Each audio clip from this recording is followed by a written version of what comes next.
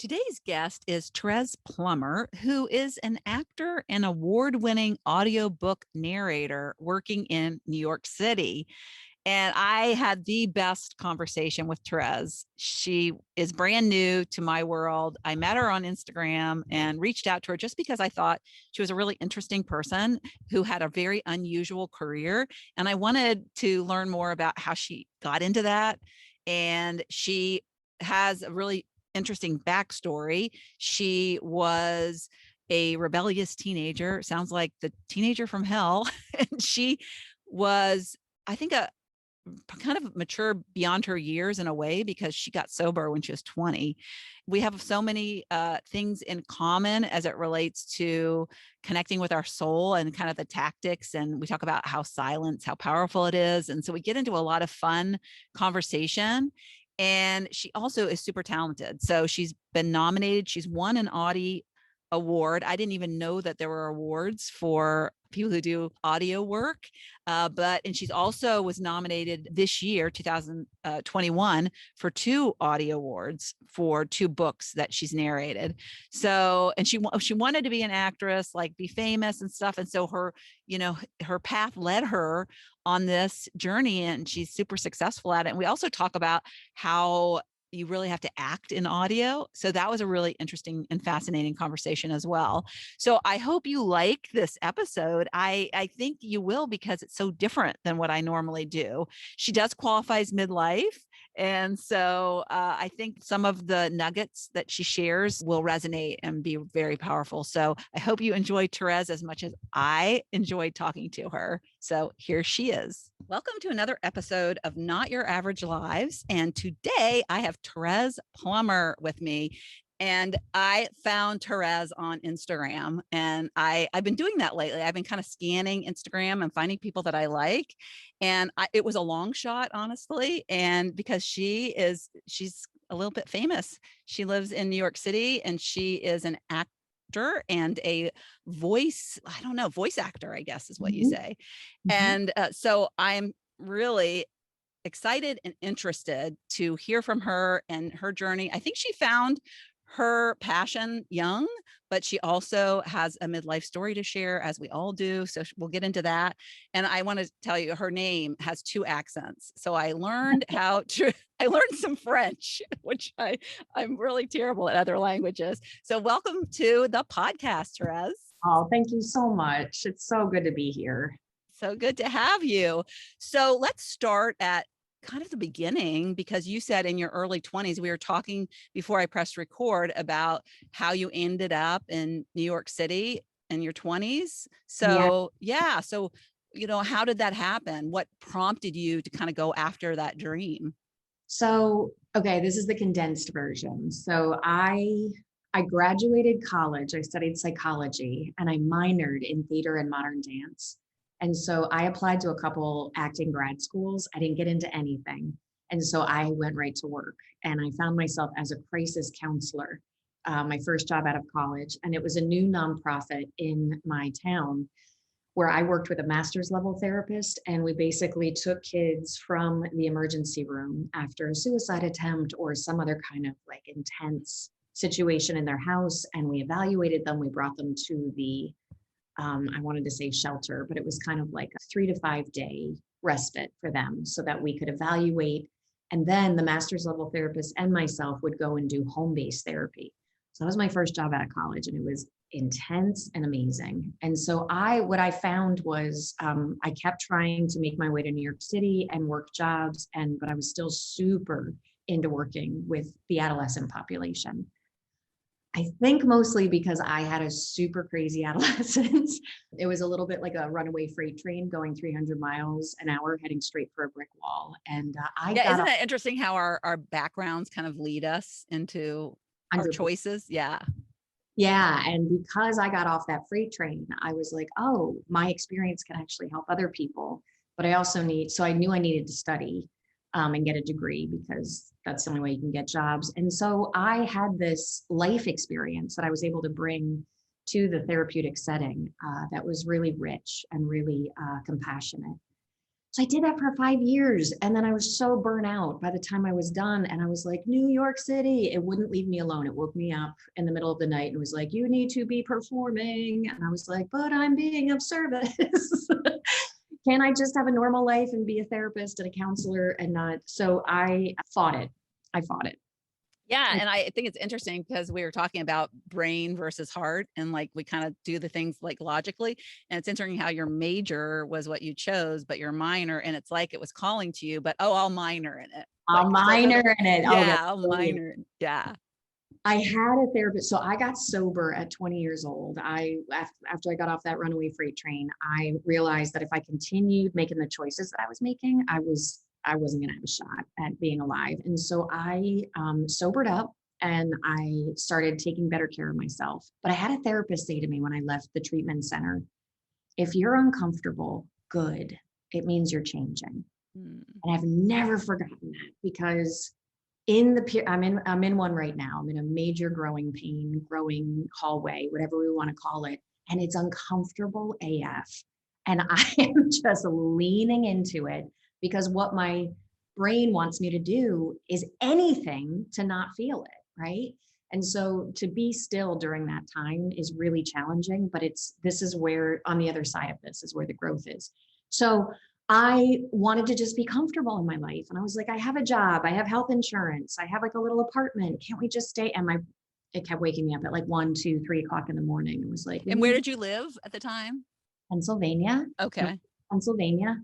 And so finally, the step that I was able to take was I applied for graduate school in expressive therapy. And I was like, listen, I will do like drama therapy and cool. I'll just combine it all. And so I got accepted to Lesley University in Boston. And the day that I unpacked the U-Haul and I set up my bedroom with the 2 other roommates, I looked at my room and I kid you not, I said out loud, I'm ready for New York. And I was like, well, great. What are you going to do now? You just got to Boston. You have like a master's degree program. Oh, for God's sake. Right. So I went through the orientation. I went through everything, but my gut knew. Yeah. That's brave. That's brave. That's like the night before you get married, like, no, that's like the similar, but yeah. And it is brave. And it takes a lot of courage, because I went to see my advisor at Lesley, and I was like, hey, so I'm going to go to New York and give this a shot, because I never did. And I'm going to regret it. I can always come back and get this degree. And she said, are you sure? And that's all you need to start doubting yourself again, is someone else to be like, are you sure about that? And I'm like, yeah, I am. It was crazy. I was like, okay, I don't know whose voice that was, but apparently I'm sure. So deferred from school for a year. They're like, you can come back, but only for a year, and packed up everything. I had 2 suitcases. Typical story. Ended up on my brother's couch. He was in New York pursuing the dream as well. And he ended up on the other side of the camera. Extremely successful guy now. And in New York, on somebody's couch, it could be like in the same room, because I know. It's a very, very small apartments there. This was actually like a little bit of a townhouse. He was with 2 other guys. Okay.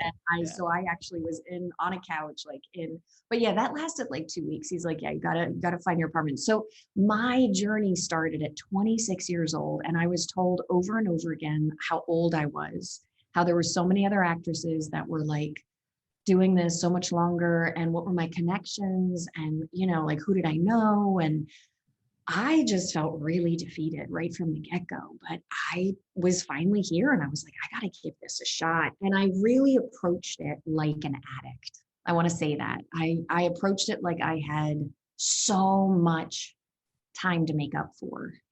And if I could share with anybody about your journey, or if I could share with my 26-year-old self right now, because I'm 44. I just told everybody. It's that you can slow down. If it's urgent, it's ego. It's not, if it's going to happen, it's going to happen.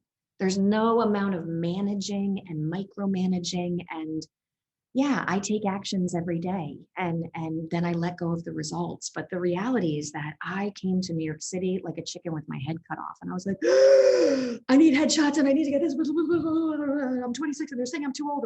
Like, I mean, I was like crazy town. And the best thing I did for myself was I got connected with a support group and a program that helped me in Pennsylvania. And I just got anchored, right, with a bunch of people that were living positively and soberly and just like, yo, we got your back, so that I wasn't trying to navigate it alone, because it's scary. Yeah. The city's Yeah.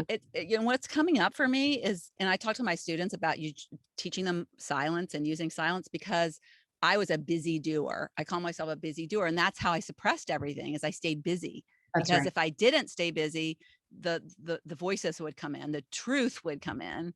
Right. And I love how you told me before we recorded is that you're taking a weekend, and because you're in this point in your life and you're going to be quiet, you're going to walk on the beach or whatever you're going to do in silence. And I think that is what is coming up for me, is that, yes, having an anchor, you know, not being crazed.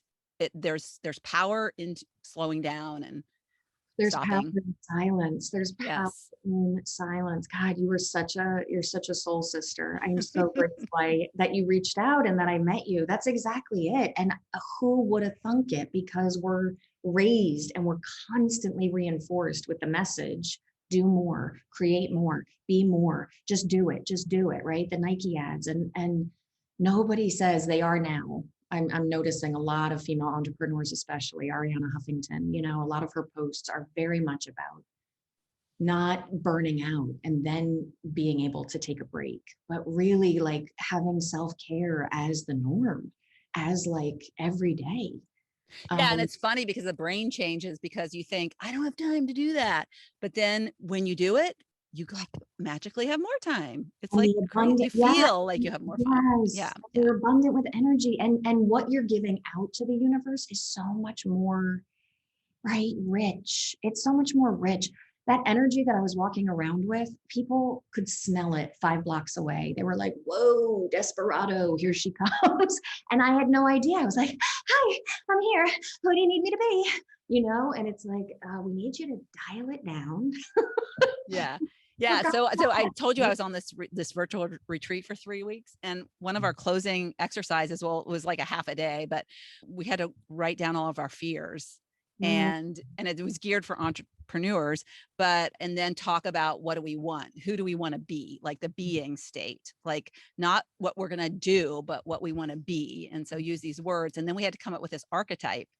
And the archetype had to describe that person that we're gonna, like, you know, have you ever heard Beyonce? She's Sasha Fierce. She gets on stage and she has this archetype is her Sasha Fierce, and she changes into this person because that's her, like that's her personal power. You know, she gets out there with her personal power. And it's so funny because and I was like, okay, this is gonna be really hard for me because my tendency is busy. Yeah. And the word I picked for the year is silence. So how can I incorporate powerful and silent at the same time? And you know what came to mind was taking llama, because you love your llamas. You know, llamas are slow, but because I've taken my grandkids to a place and the llamas come eat out of your car. They're hungry, which is good, right? And they're warm and fuzzy. And so I thought phenomena llama. So my archetype is phenomena llama Lori. Because I like, you know, people are coming up with these like really powerful animals, and I'm like, llama doesn't seem very powerful. Phenomena Llama Lori. That is amazing. We need that on tank tops this summer. Yes. That's Phenomena Llama Lori. Yeah. That's amazing. So you need to come up with and look at the joy that came on your face when you said the word, and mine.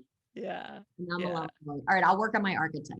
Yeah. Okay. So like, how did you get, like, voiceover work is so interesting. So she's got, I want to put this in the intro, but she's got some creds with her. You know, you've won an Audie Award. I didn't even know there was such a thing as Audie Awards, but audiobooks are so big.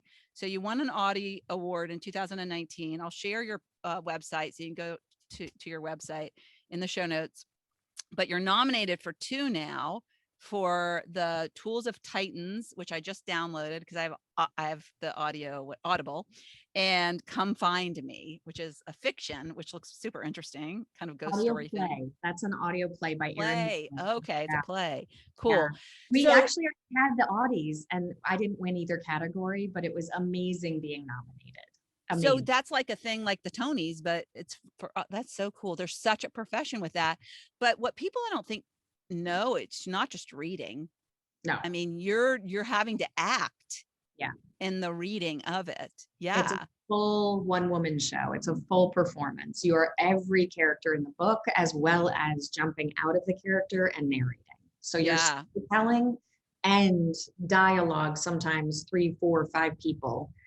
Yeah, you're crazy. I'm in a booth in my basement. Many people, and I open the door and my cat's like, who are you? Oh yeah, because you asked if you should record in the sound booth. Yeah. So yeah, that's so cool. Have you ever done, because I always think of animations, and animations have gotten really big because they're so like real. They're not just like cartoony like when I was a kid. Yeah, so real. I played Pokemon. I played Dr. Fennel. They were trying to get more young doctors on the show because there was always stereotypically older men.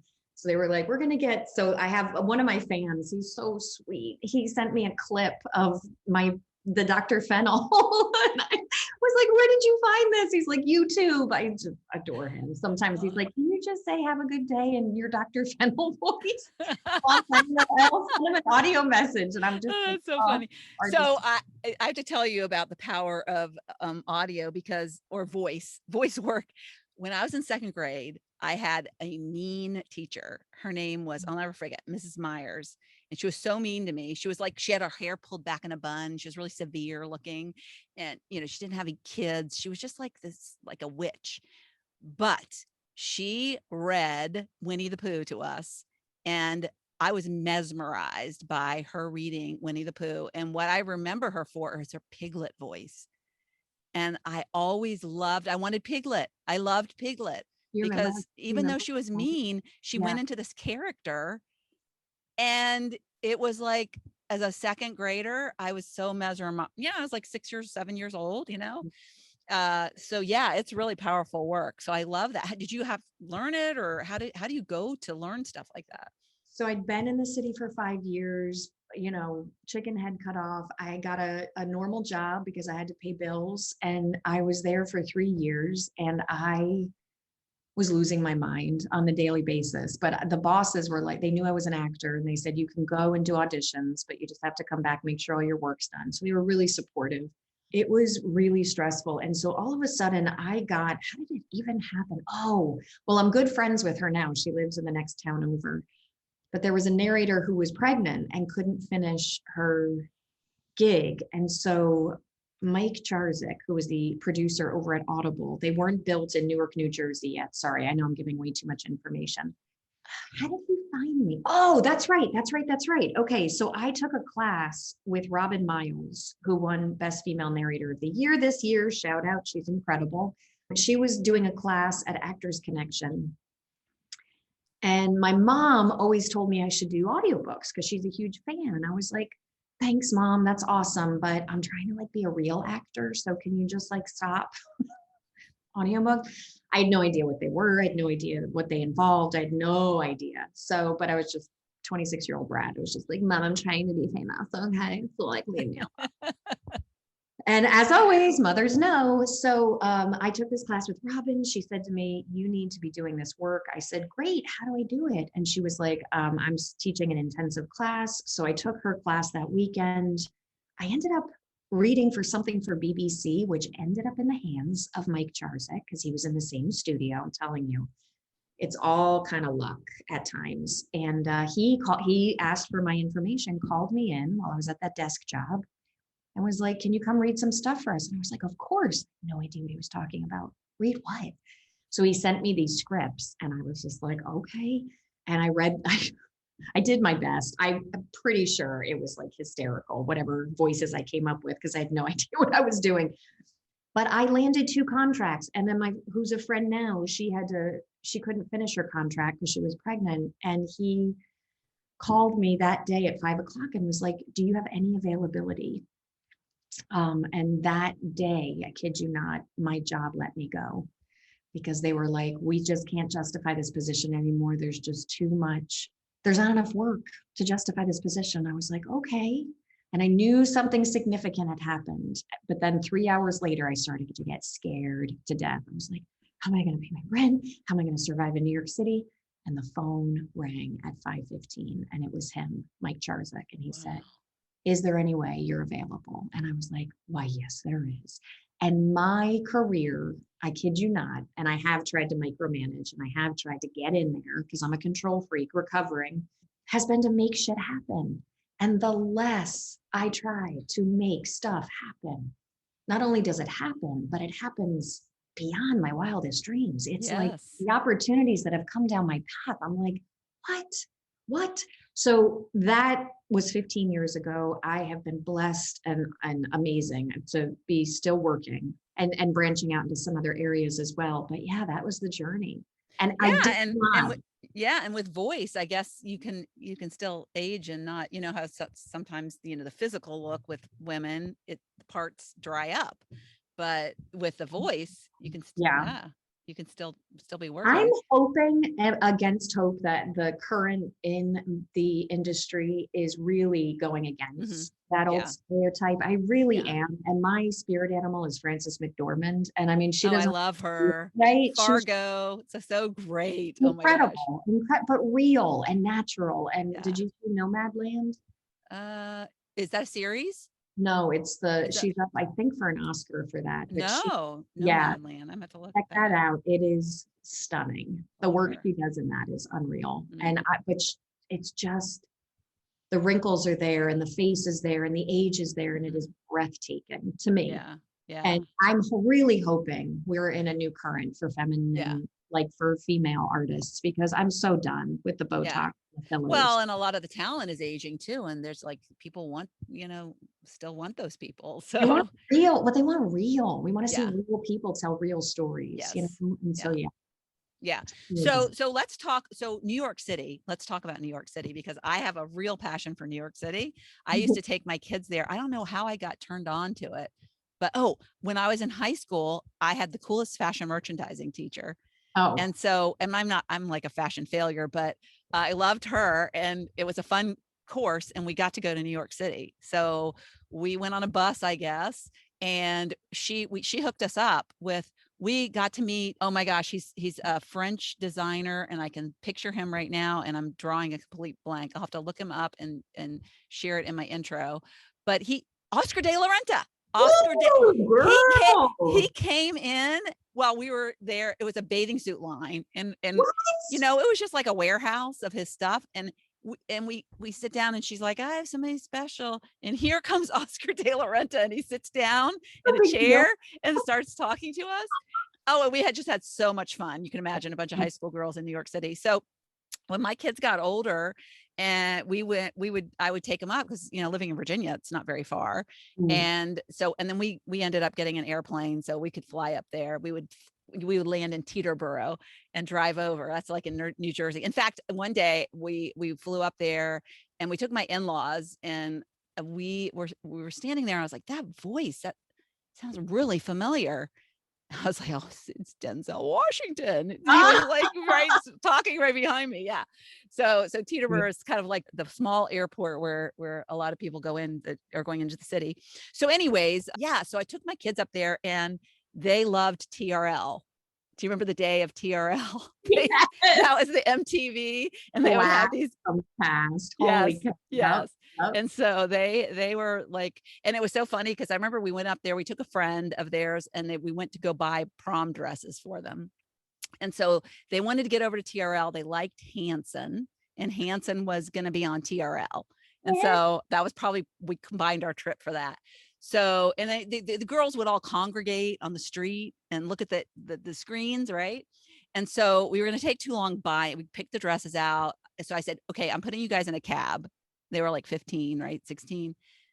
I'll put you in a cab and I'll meet you over there.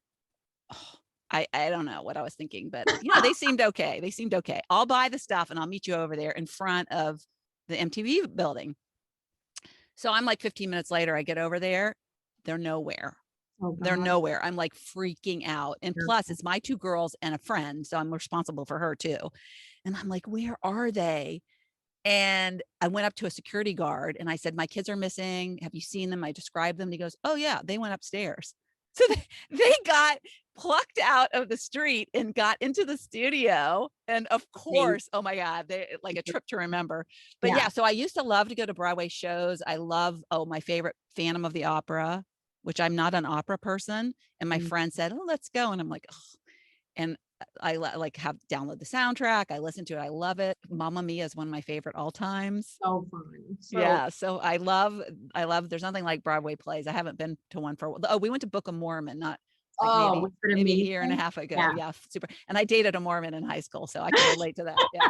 Yeah. Yeah. So it's a fun place, but it's changed. I mean, COVID is like really changed it a lot. Is it kind of waking up again? Hopefully. Yeah. Yeah. Heartbreaking. Yeah. Yeah. And the energy and everything that makes New York has just been on pause for about a year. Yeah. Now, did you go up? I was doing like the math. Did you go up around the time of 9/11? No, very shortly thereafter. Okay. I think I showed up like about a year or two after I showed up, 2003, 2002.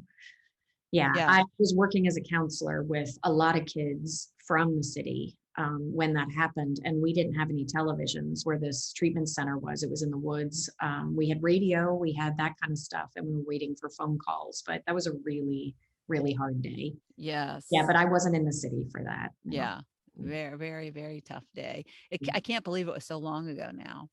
It's crazy. Because it's like so fresh. It's still, I mean, yeah. So you also, let's talk about Virgin River for a minute, because you had a guest spot on that. And that's like, I love that show. I love that. I don't know if people know Virgin River, but it was like one night I was looking around, I was scanning stuff, and I like the woods, and it had a picture. It looked like woodsy, and it looked like a little bit of a love story. And my husband, he watched, he gets very antsy if he has to be pulled in the first episode. Yeah. So it clearly was something that pulled us in the first episode, but really good characters, main characters, and good storyline. And yeah. And I think it's so seductive right now and addictive for people. They got signed for season 3. I think that's coming out soon. But because it's just a good, solid love story with enough drama, but not like trauma. Mm-hmm. Drama, but not trauma. Because all of us this last year have had enough of like, it's been a heck of a year with loss and everything else. So to get a good, wholesome, beautiful location story, you're just like, gimme, please. You said they film in Vancouver, which I know there's a few things that I think The Killing was in Vancouver. Stunning country, stunning. Well, and the guy reminds me of somebody, and he's like a mix of two people. And one of the people is Don Johnson, and I'm trying to think of the other person. He's got a little bit of the thinner version, but and he's got a really great voice. Like it's kind of it's you fall in love with the characters very quickly. Yeah, they're so cool. Lovable. Yeah. Awesome. Yeah. So if nobody's watching Virgin River, tune into that because it's a cool one. Tune in Netflix, Virgin River. Yes. Seasons 1 and 2 are there. You can binge and then get ready for 3. But the audiobooks, if you want to hear those.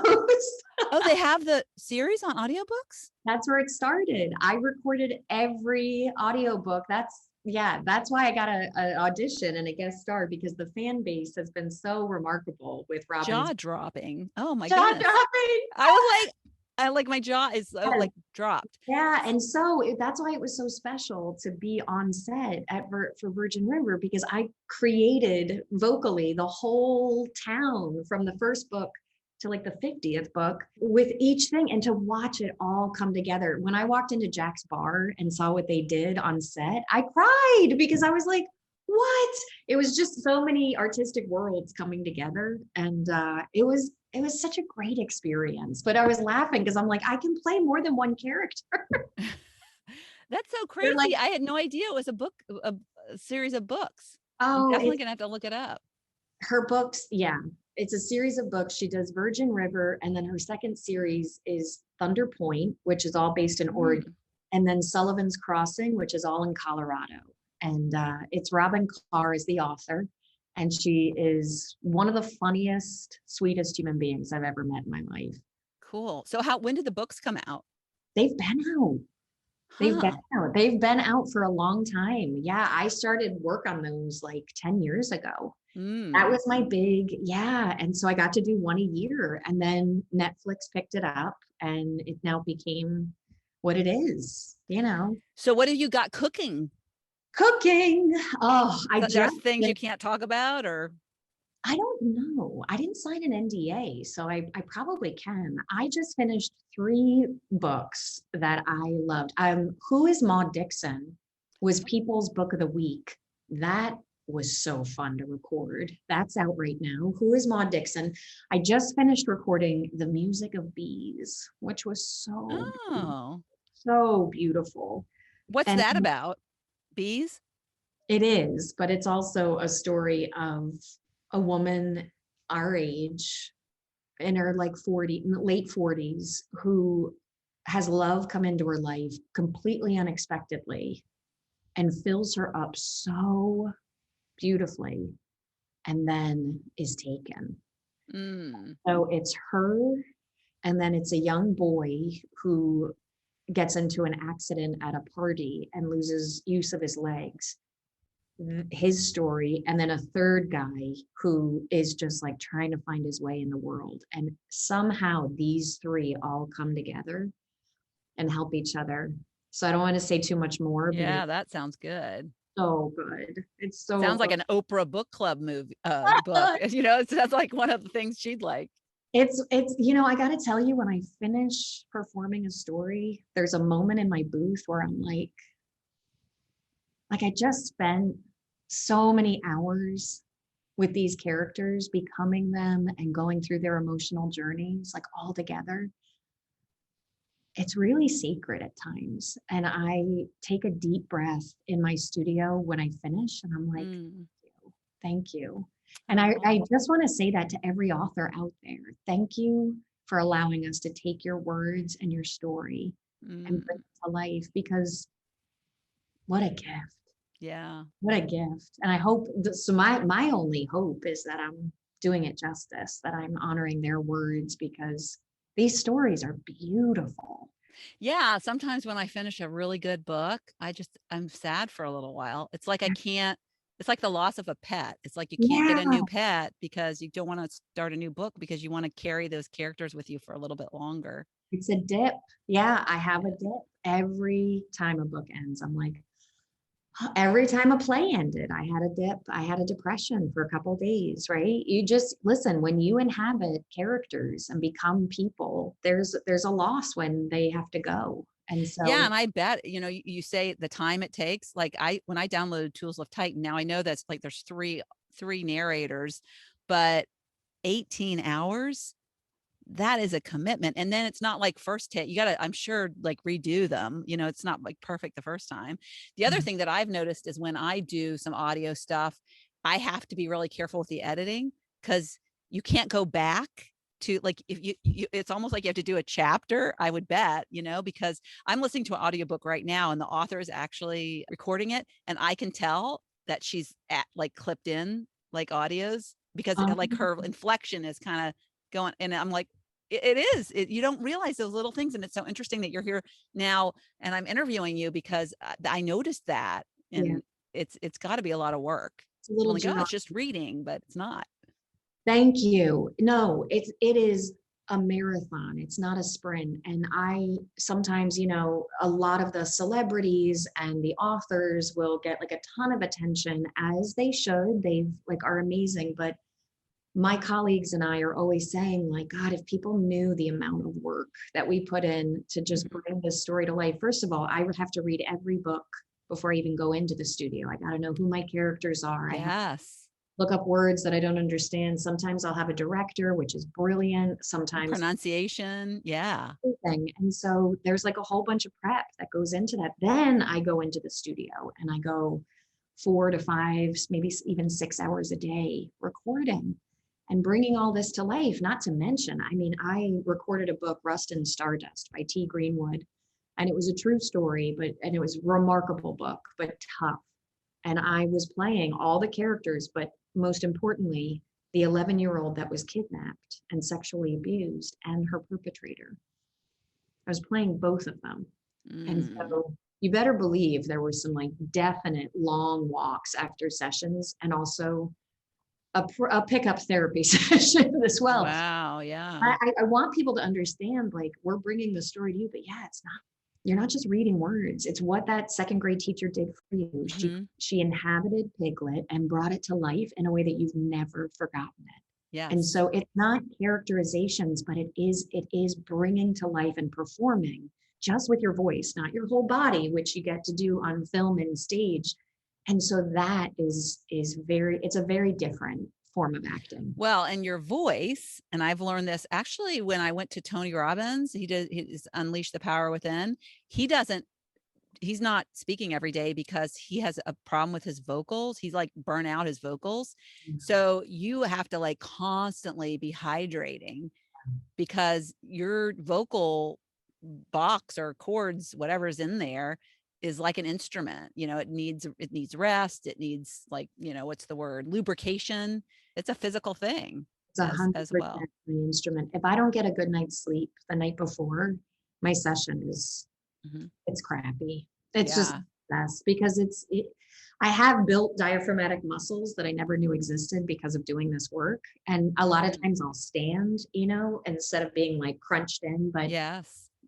Every narrator is different. But yeah, I want to say that to celebrities, authors, but mostly audiobook narrators that have been doing this for a long time. Like, it is beautiful and really, really difficult work.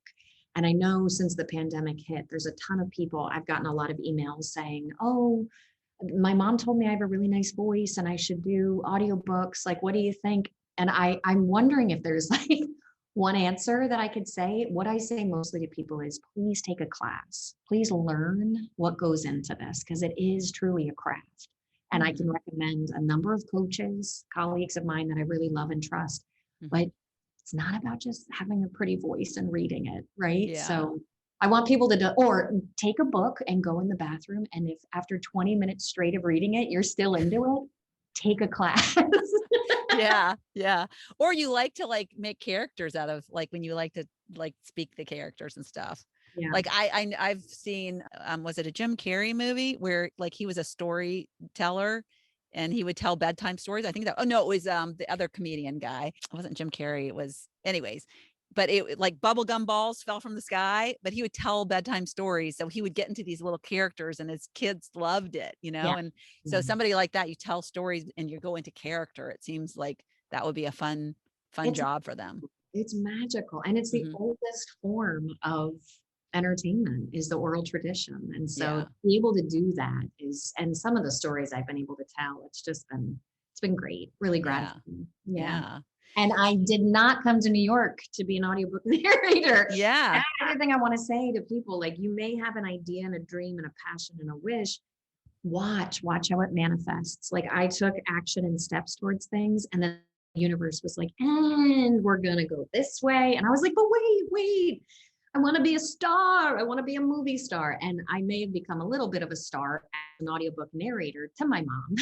Yeah. She's like, I'm your biggest fan. I'm like, I love you, Ma. Well, isn't it kind of the best of both worlds? Because you can be like, you can win awards, you can be connected to people, but then you don't have like the major stalkers kind of like that. You can go out and be anonymous. That would get old after a while. Which is beautiful. And you can record in your pajamas, which is yes. Yeah, that's so great. I'm like, sign me up. Yes. So you carry a lot of the traits that I think somebody that, like, I teach, to be authentic, to know who you really are and do what you love to do, because when you do that, you light up the world. Yes. And do you think that just came, it seems like you had some natural, because you were able at a very young age to get yourself sober, which is hats off to you, because that's a hard thing to do when you're young. A lot of people don't have the maturity to do that. So I feel like there was something inside of you that was kind of like naturally geared to that or open to that. But it sounds like the support system that you had was also you learned a lot of that there too. So what do you think kind of gave you that, kind of, I don't know, sixth sense in a way that you need to do these things, get quiet, you need to do what you love, you need to follow your heart. Like, what was it that made you that way? What can you tell my listeners if they're like, I don't know? Yeah, I didn't either. I still don't most days. What I want to say is I had therapists saying that to me when I was 15 years old. And my response was, go F yourself. Go to a mirror and look yourself in the eye and say, I love you. I was like, what is she even talking about?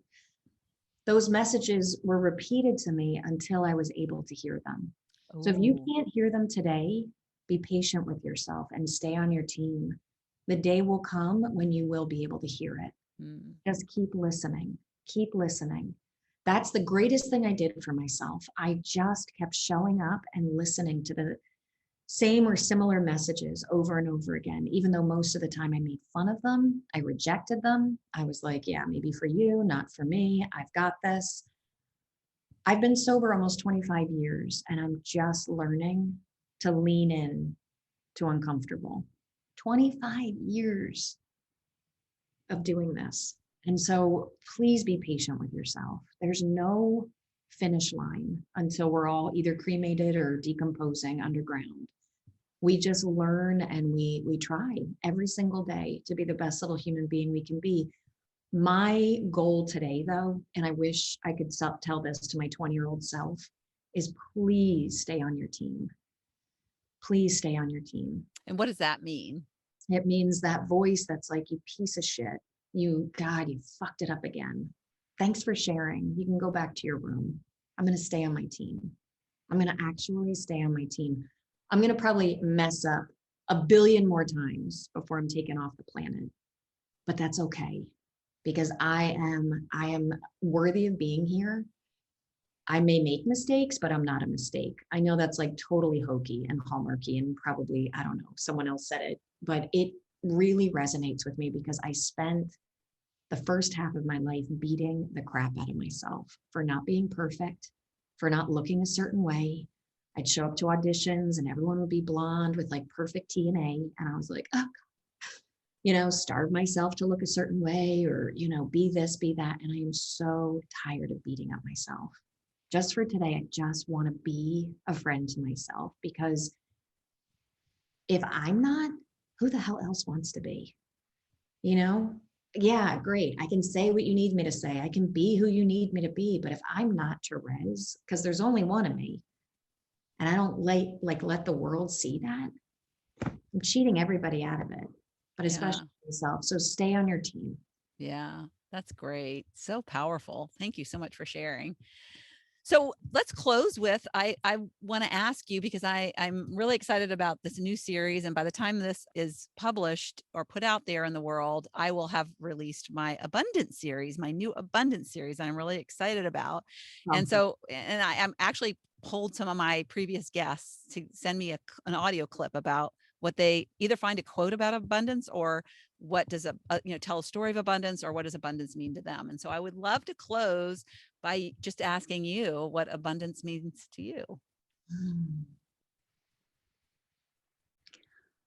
Okay, this is what came up. Abundance means to me loving what I have and not needing more. Loving exactly what's happening right here, right now, and not living in the, but if I only had, what if I'm abundant. My life is abundant. That's what came up. Can I say one more thing? Yes. I can feel abundance anytime I do gratitude. And if you can't find something you're grateful for because it's that dark right now, which I get, like on a cellular level, start with your toes and your fingers. Start with, are your eyes able to see? Can you taste? Can you smell? Can you hear? And then go from there. I've had to do that many times. Like, I'm not grateful for anything. The world sucks.